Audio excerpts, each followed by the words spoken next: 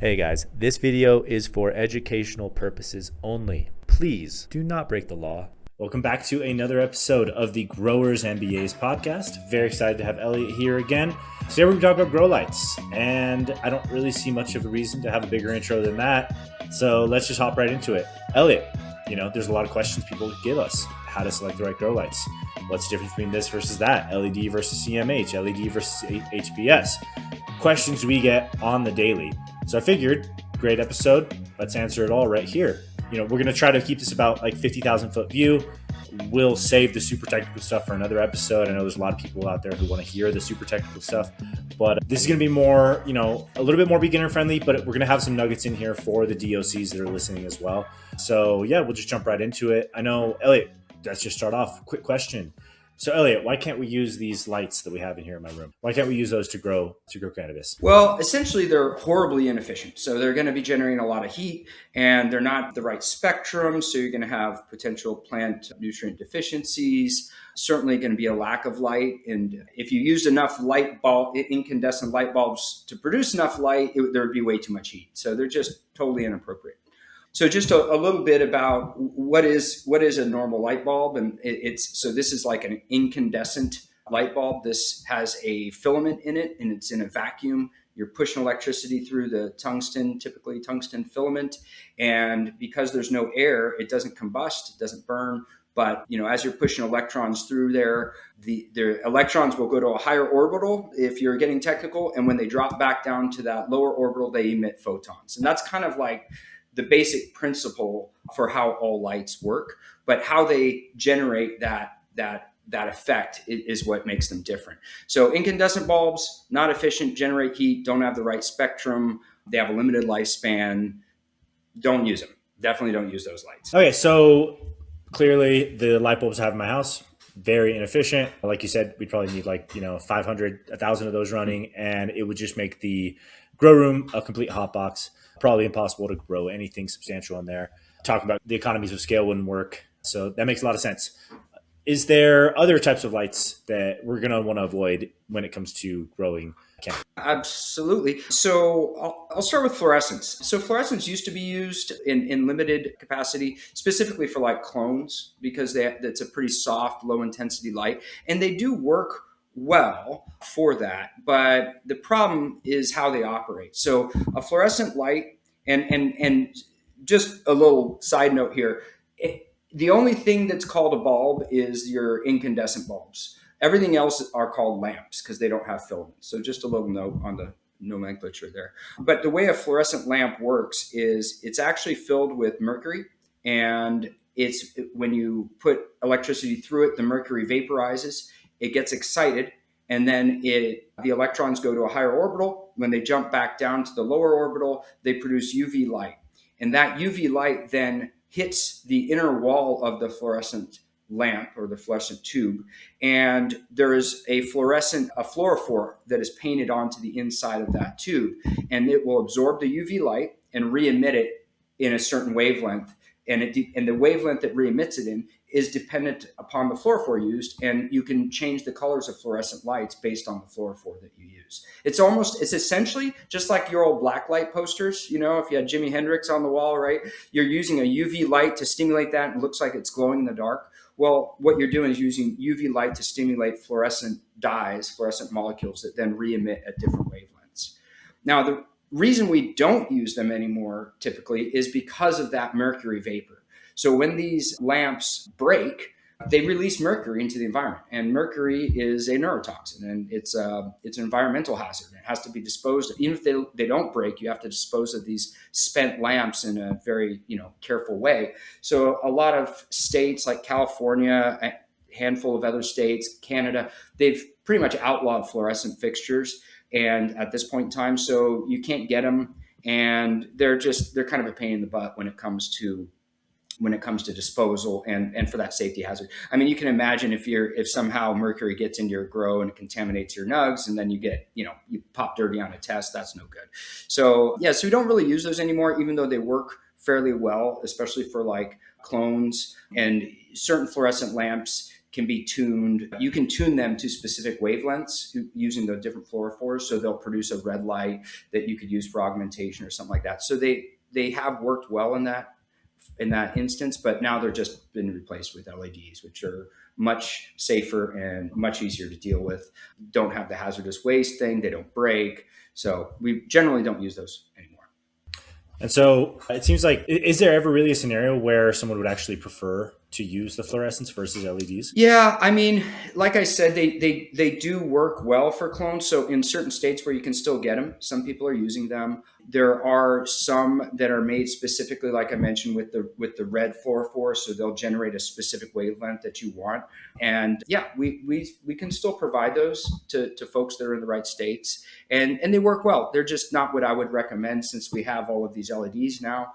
But we do get people occasionally who do want to use these, and we just sold some red ones last week or early this week rather. All right, so I definitely we're going to jump into LEDs. That's a huge topic, but I do want to kind of talk about a little bit of history here before we jump into those. So we had an episode last week, maybe 2 weeks ago, where you talked about kind of your history, where you got started, and I know you guys used to use HPS lights back in the day, which is like sodium something or another, right? So before we jump into really getting into the nitty gritty of LEDs, we do still have people who reach out to us about HPSs.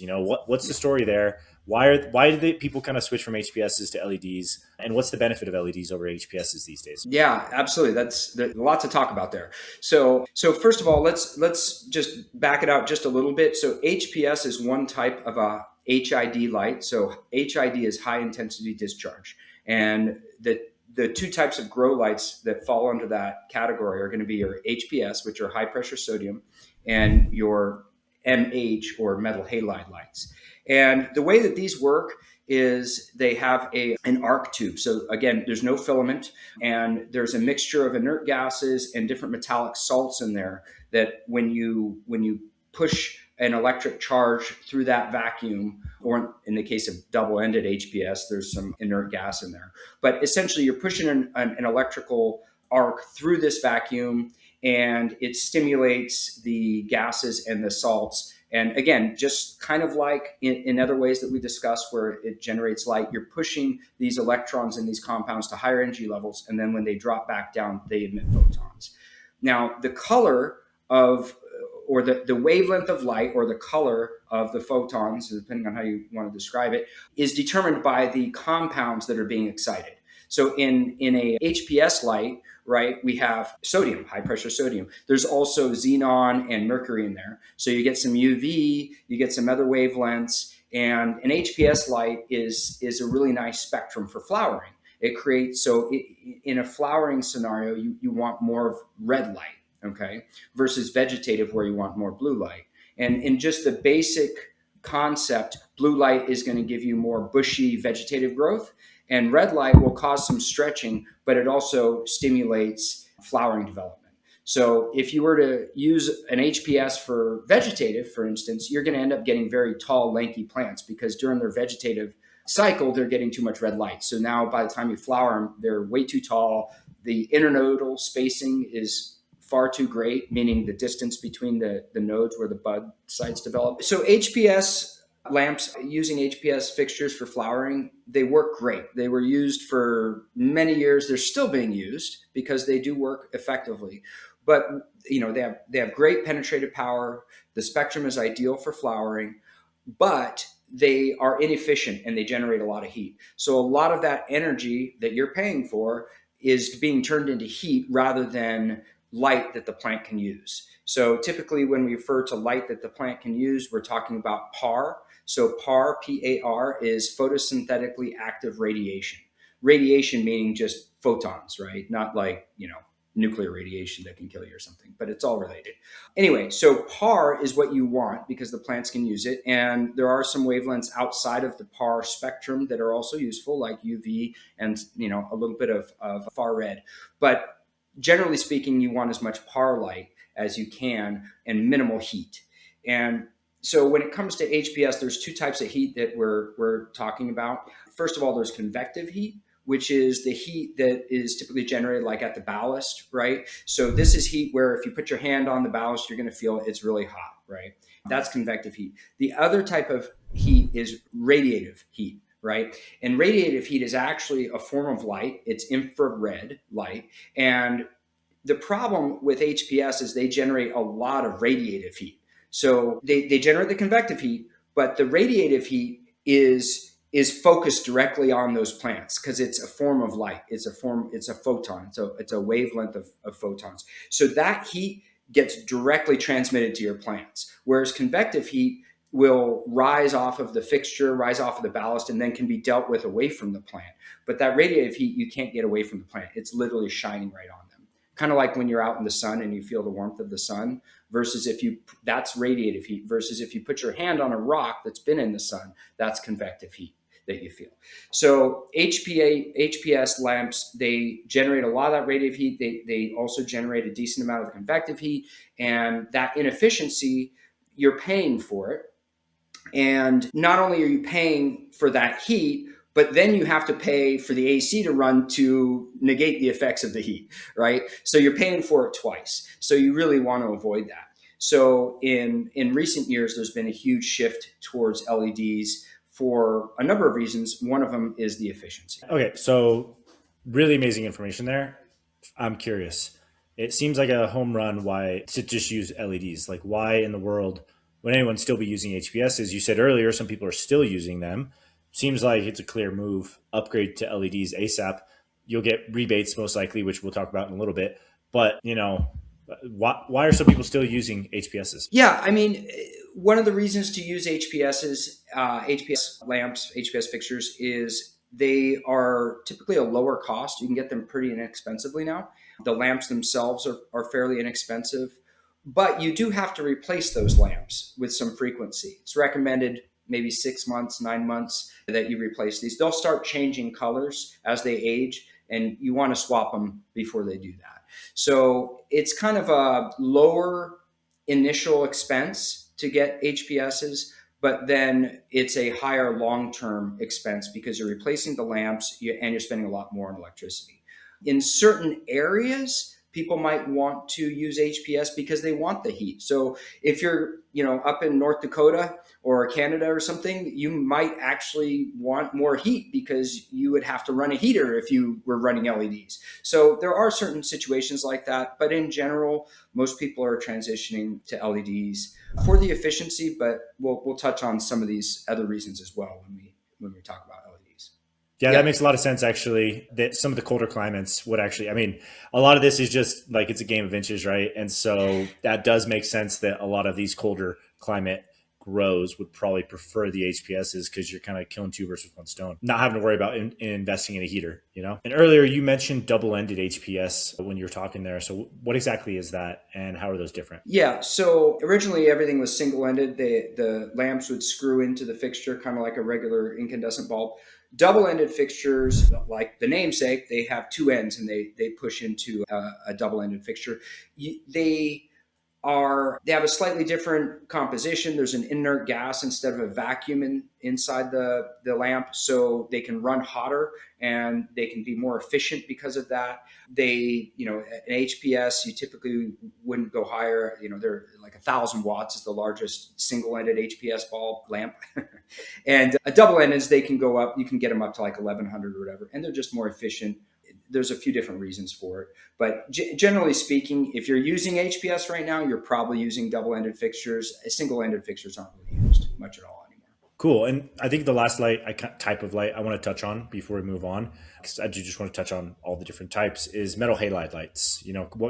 What the heck is that? And again, why would somebody choose metal halide over LED?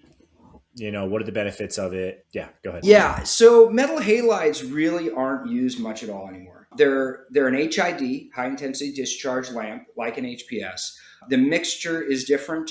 There's a fair amount of different combinations of salts and whatnot in there to generate different spectrum. Typically, scandium iodide or sodium iodide and whatnot. They're going to be a blue light. So these are veg only. Like you don't want to use them in flower. You definitely would only use them in veg.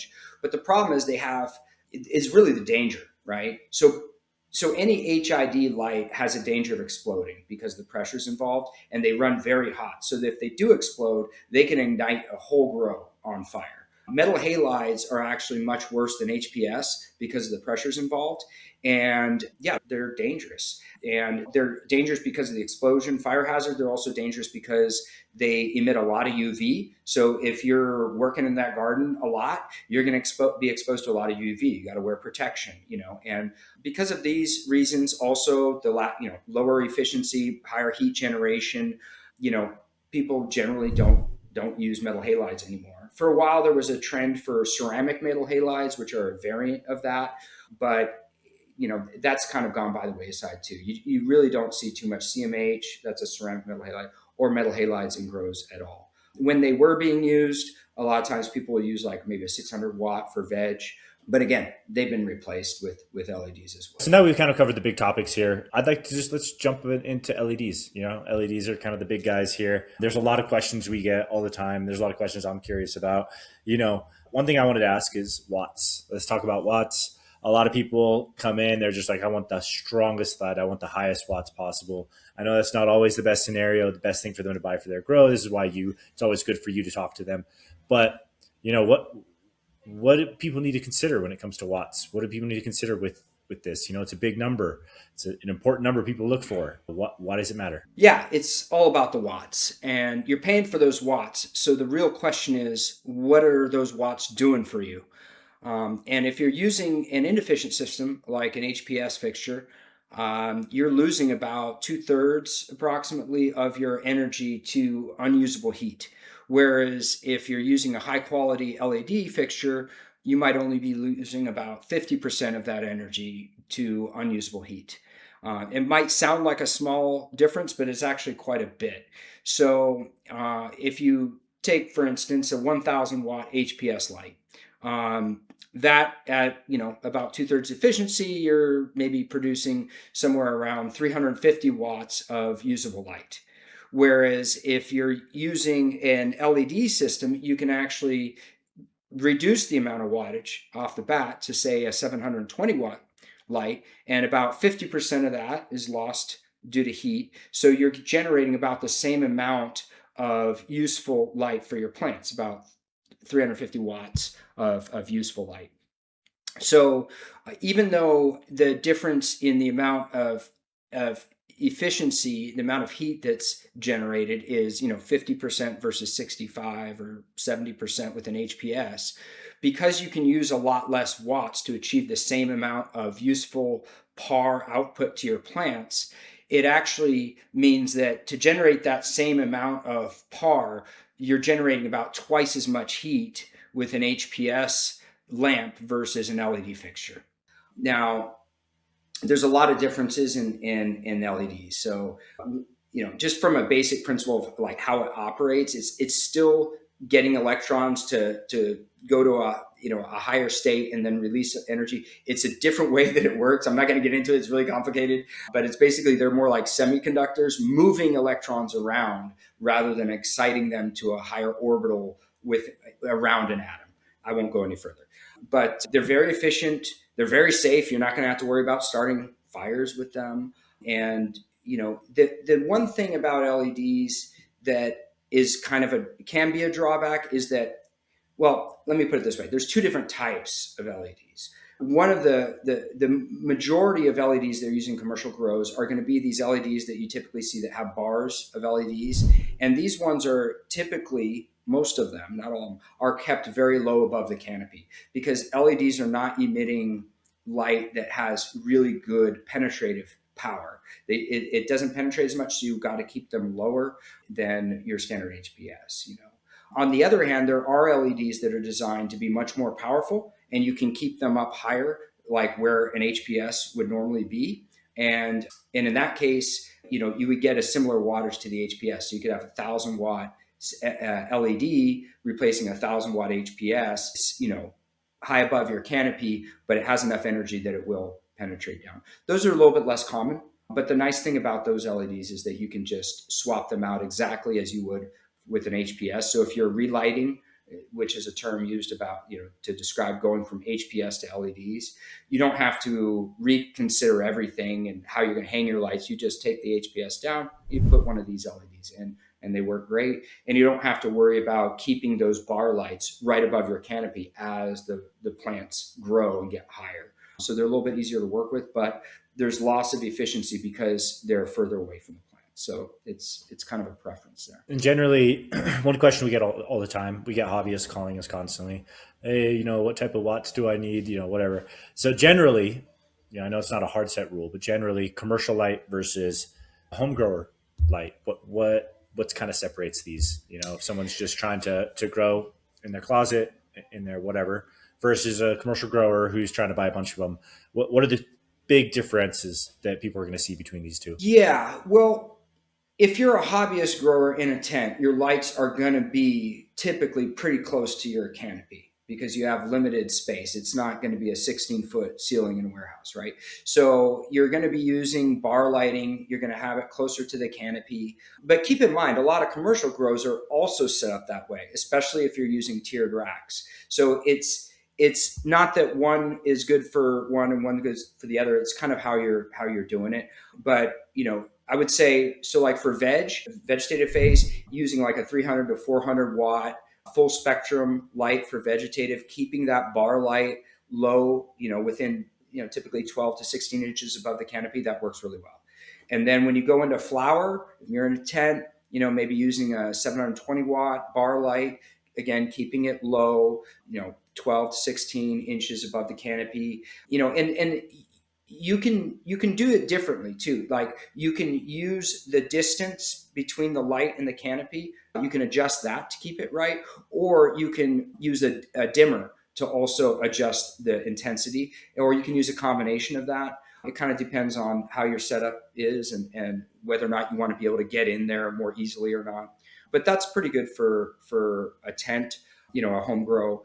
For a commercial grow, you're essentially doing the same thing unless you really have those high ceilings and you want to use a more powerful light. But there are LEDs that go up to 1500 watts and they're extremely powerful. You're going to keep those higher. You're not going to have those 12 inches above your canopy. I mean, you could, but you'd have to dim them. So what's the point, right? But if you're going to go up to, let's say, 1500 watts with an LED, very powerful, you've got to have everything else dialed in, or you're just going to have to dim those lights because the plants won't be able to make use of all that energy. So when I say everything, I mean, you're going to want your temperature, your humidity, which is essentially your VPD, which we talked about last week, right? Vapor pressure deficit. You have to have that dialed in. You have to have CO2 augmentation to hypercharge the metabolism of the plants, and you have to feed them a lot more because everything has to be in sync. You can't do one without the other. It's like if you're going to go train to be a triathlete, you've got to eat a lot of calories in order to do all that crazy training. If you do all that crazy training and you're not eating, you're going to just die. You're going to wither away and turn into a skeleton. So you have to have, everything has to be synchronized to make use of that wattage. And we can help with that. So is there anything else that people should know about LEDs versus other types of lights, other benefits that come with using LEDs? Yeah, absolutely. So there's one very unique thing that you can do with LEDs that you simply cannot do with other lights, and that is spectrum tunability. So, other lights, other lamps, they're created, they do a certain wavelength. You can make different lamps for different wavelengths, and you could tune the lamps themselves. But once you make them, that's it. That's the spectrum that they're going to emit, which can change a bit over time, but it's designed to be a certain spectrum. With LEDs nowadays, the higher end LEDs, there's a lot of different, so LED stands for light emitting diode. So those are the little things, the little chips on these lights that emit, these fixtures that emit the light.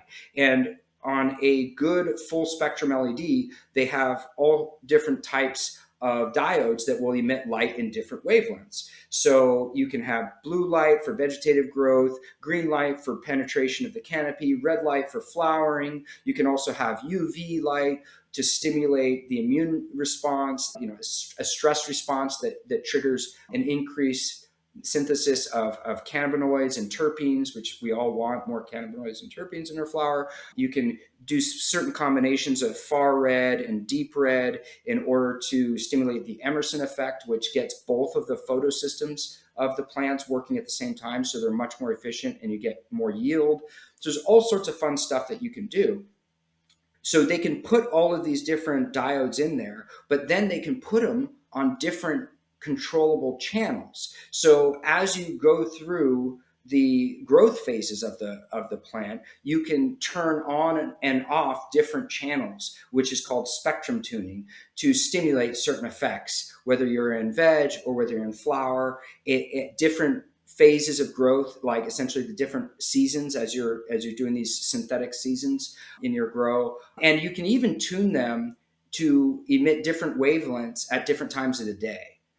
And so ultimately what we're trying to do in a controlled environmental agriculture grow, a CEA grow, is we're trying to simulate nature. So we want spring-like conditions in the early vegetative phase, and then going through summer conditions, and then autumn and fall conditions towards the end of flower. And by simulating these seasons, it tells the plant what it's supposed to be doing.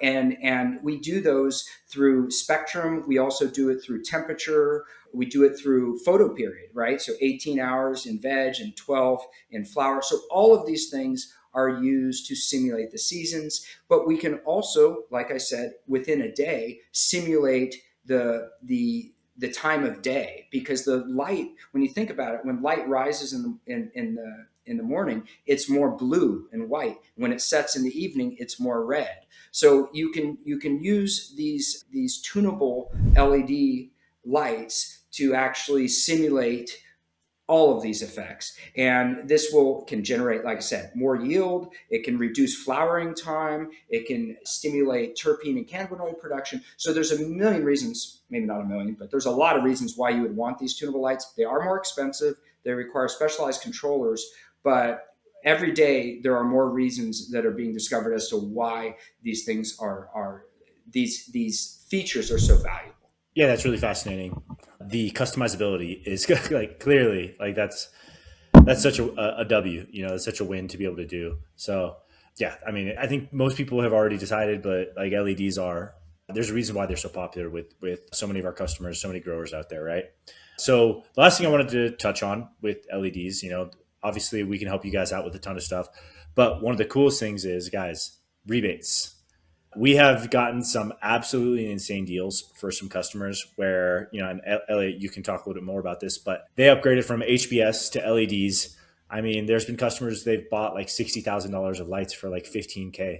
They paid maybe not even 15K, some absurd number, and $60,000 of brand new lights for like $15,000.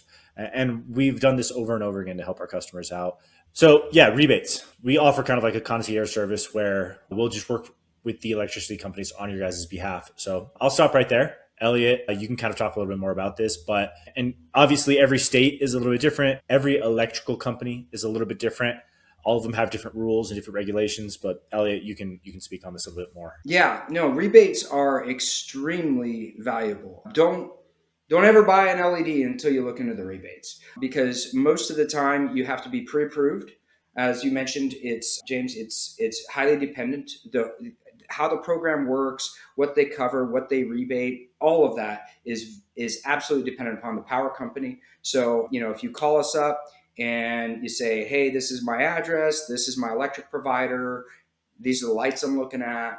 Well, before we even dive into sourcing the lights for you, we're going to find out what the regulations are for those rebates, the conditions for those rebates in your area for your power company provider, because they're very specific as to what they'll cover. And then there's certain types of lights that will be rebatable, and there's others that will never be able to achieve the rebates. So you definitely want to know that before you start looking at your lights, because you might identify the best light for your needs, but you can't get a rebate. Whereas if you get this other light, you might only pay 25% of the cost after the rebates.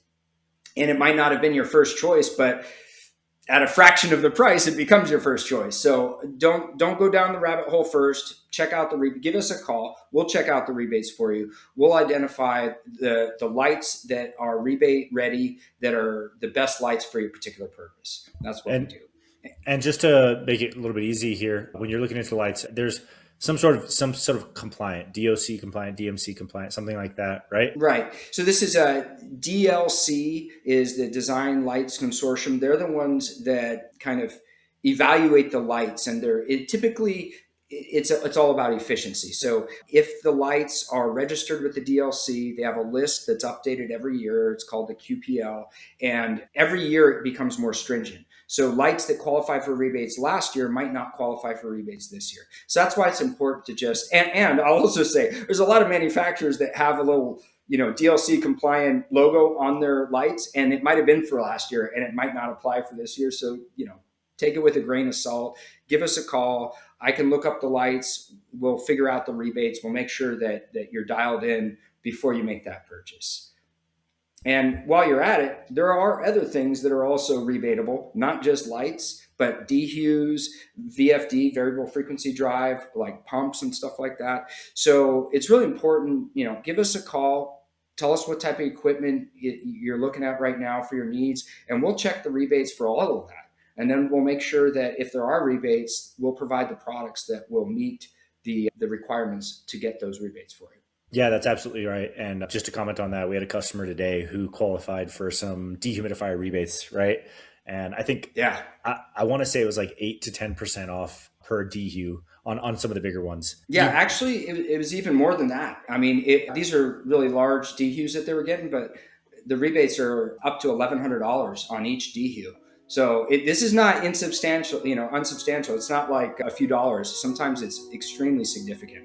So definitely worth giving us a call before you make that purchase. Awesome. Well, as always, I learned a ton, Elliot. We're going to come back to grow lights again one day because there's so much technical stuff here. But I think for today, we've covered enough. So as always, Elliot, thank you so much. And we'll be back next week. All right. Take care. See you then.